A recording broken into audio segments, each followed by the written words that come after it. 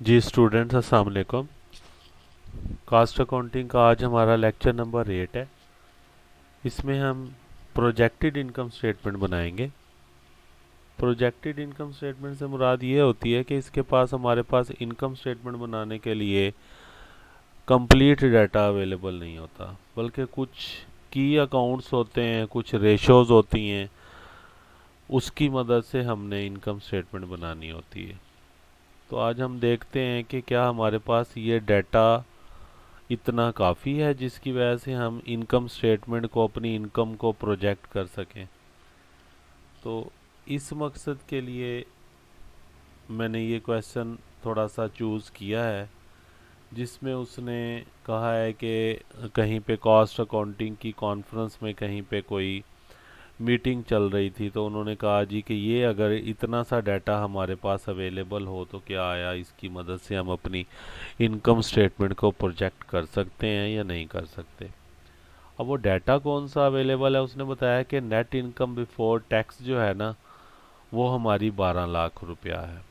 ठीक हो गया जी, ये नेट इनकम उसने दे दी हमें। अब ये नेट इनकम आई कैसे है, वो कहता है रेट ऑफ इनकम जो है 10% ऑफ सेल है। यानी कि ये 12 लाख की जो हमारे पास अमाउंट यहाँ पे नेट इनकम के तौर पे उसने दी हुई है, ये सेल का 10% है। यानी कि हम इसको वापस 100 में कन्वर्ट करेंगे तो ये 1 करोड़ 20 लाख बन जाएगी। वो आगे हम देखेंगे कि कैसे करना है। जब हमारे पास सेल आ जाएगी तो फिर ग्रॉस प्रॉफिट जो है उस सेल का 40% लेंगे तो हमारे पास ग्रॉस प्रॉफिट आ जाएगा। ठीक हो गई जी बात। और बाकी के एक्सपेंस भी देखें, उसने सेल की परसेंटेज के ऊपर दे रखे हैं।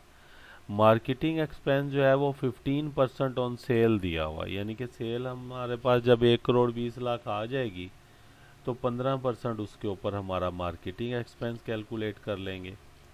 उसके बाद ये चीज़ ज़रा देख लें, समझने वाली है कि 5% बॉन्ड्स पेएबल, यानी कि बॉन्ड्स पेएबल जितने भी होंगे हमारे पास, उसके ऊपर 5% इंटरेस्ट जो है वो हमारा एक्सपेंस बनेगा, जो हमने यहाँ पे दिखाना होगा। अब वो बॉन्ड्स पेएबल की अमाउंट हमने पहले कैलकुलेट करनी है। वो अमाउंट देने की बजाय उसने हमें कहा है कि बॉन्ड्स पेएबल की अमाउंट, जो कि बॉन्ड्स पेएबल हमारी लायबिलिटी होते हैं, उसकी अमाउंट कहता है 37.5% है ऑफ टोटल लायबिलिटी का। यानी कि जो हमारी टोटल लायबिलिटी है उसका 37.5% हमारे पास बॉन्ड्स पेएबल है। तो टोटल लायबिलिटी कितनी है, ये 20 लाख दी हुई है। हम पहले क्या करेंगे कि 20 लाख का 37.5% बॉन्ड्स पेएबल की अमाउंट निकालेंगे, फिर उसका 5% हम निकालेंगे तो हमारे पास इंटरेस्ट आ जाएगा। तो इस तरीके से हमने इनकम स्टेटमेंट को प्रोजेक्ट करना है। ये इससे पहले कि हम इनकम स्टेटमेंट की तरफ जाएं, मैं यहाँ पे आपको कुछ सपोर्टिंग कैलकुलेशन करवा देता हूँ ताकि इनकम स्टेटमेंट बनाने में हमें आसानी हो जाए।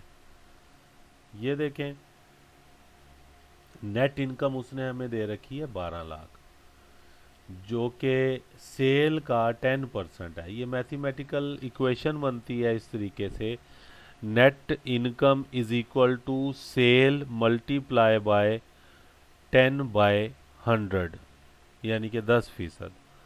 अब ये आप इक्वेशन के ज़रिए से इसको दाएं बाएं लेके जाएंगे तो ये हमारे पास इस तरीके की एक फाइनल इक्वेशन आएगी, जिससे हमें सेल मिल जाएगी 1 करोड़ 20 लाख की।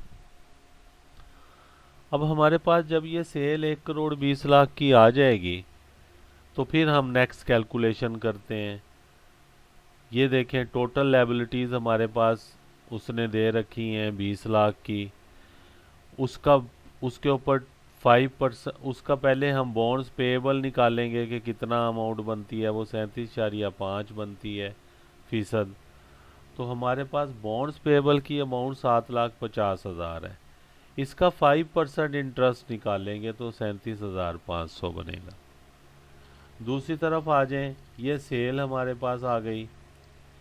सेल का 40% लिया तो ये हमारे पास 48,000 जो है ये ग्रॉस प्रॉफिट आ जाता है हमारे पास। अब ये 1 करोड़ 20 लाख और ये 48 लाख, इसका जो डिफरेंस है ये इन बिटवीन आपको नज़र आ रहा है। जाहिर है ये ग्रॉ आपके पास कास्ट ऑफ गुड सोल्ड है। आप जानते हैं कि सेल में से cost of good sold minus करें तो हमारे पास ग्रॉस प्रॉफिट आता है। ये हम इससे पहले भी देख आए हैं सिंपल सी इनकम स्टेटमेंट बना के। तो 48 लाख हमारे पास ग्रॉस प्रॉफिट आ गया। बाकी अब मार्केटिंग एक्सपेंस इसमें से माइनस करेंगे अदर ऑपरेटिंग एक्सपेंस के नाम के साथ। तो सेल का 15% उसने हमें क्या रखा था, ये देखें क्वेश्चन के ऊपर, ये हमारे पास जो है ये मार्केटिंग एक्सपेंस सेल का 15% उसने दे रखे थे। तो यहाँ पे ये देखें 15% ऑफ सेल हम लेंगे तो सेल है हमारे पास 1,20,00,000, उसका 15% लेंगे तो हमारे पास 18 लाख के मार्केटिंग एक्सपेंस आ जाएंगे। इंटरेस्ट ऑन बॉन्ड्स पेएबल की अमाउंट अभी यहाँ हम कैलकुलेट करके आए हैं, 37,500 की अमाउंट आ रही है इस तरीके से।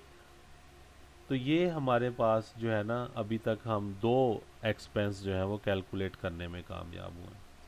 यहाँ पे एक बात देखें कि ग्रॉस प्रॉफिट में से हम ये अदर ऑपरेटिंग एक्सपेंस सारे माइनस करते हैं तो हमारे पास नेट इनकम आती होती है 12 लाख की।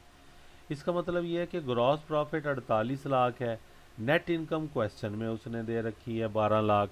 इट मीन इन बिटवीन जो खर्चे इसमें से माइनस होने हैं वो टोटल 36 लाख के बनते हैं। 48 लाख और 12 लाख का जो डिफरेंस है वो 36 लाख। अब ये 36 लाख में ये वाले दो खर्चे तो हमने कैलकुलेट कर लिए, एक 18 लाख का मार्केटिंग एक्सपेंस और बॉन्ड्स पेएबल के ऊपर जो इंटरेस्ट है 37,500 का, ये दोनों मिलाएं तो 36 लाख अभी भी नहीं बनते। इसका मतलब ये है कि कोई ऐसा खर्चा भी है जो उसने क्वेश्चन में नहीं दे रखा, तो ये बैलेंसिंग फिगर के तौर पे हमारे पास आ जाएगा, क्योंकि हमने इन तमाम खर्चों को जमा करके 36 लाख बनाने इस इक्वेशन की मदद से।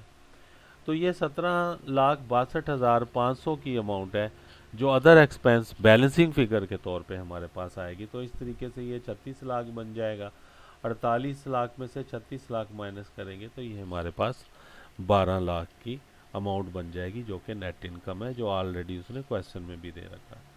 तो ये एक हमारी बहुत ही सिंपल सी प्रोजेक्टेड इनकम स्टेटमेंट है। यहाँ से आपने आज ये सीखा है कि अगर हमारे पास इनकम्प्लीट डाटा हो तो उसकी मदद से भी हम देखते हैं कि हम किस हद तक कामयाब होते हैं इनकम स्टेटमेंट बनाने में, अपनी इनकम या लॉस को प्रोजेक्ट करने में। तो मैं इसकी सिंपल सी समरी एक दफ़ा आपको रिपीट कर देता हूँ। ये देखें, ये क्वेश्चन है हमारे पास, उसने नेट इनकम बिफोर टैक्स पहले ही दे दी है 12 लाख की। रेट ऑफ इनकम इसके ऊपर 10% दे दिया है उसने सेल पे। इसका मतलब है कि यहाँ से हम जब सेल कैलकुलेट कर लेंगे तो उसका फिर 10% लेंगे तो वो इनकम हमारे पास ये ऑलरेडी बनती है यहाँ पे। ग्रॉस प्रॉफिट सेल का 40% लेंगे तो हमारे पास ग्रॉस प्रॉफिट आ जाएगा। ठीक हो गई बात। मार्केटिंग एक्सपेंस उसी सेल का 15% लेंगे तो मार्केटिंग एक्सपेंस आ जाएगा। टोटल लायबिलिटी हमारे पास 20 लाख की उसने दे रखी है। इसमें से 37.5% जो है वो हमारे पास बॉन्ड्स पेएबल की लायबिलिटी है, वो हम कैलकुलेट करेंगे जो कि 7,50,000 बनेगी। उसका 5% कैलकुलेट करेंगे तो 37,500 हमारे पास बॉन्ड्स पेएबल पे इंटरेस्ट बन जाएगा।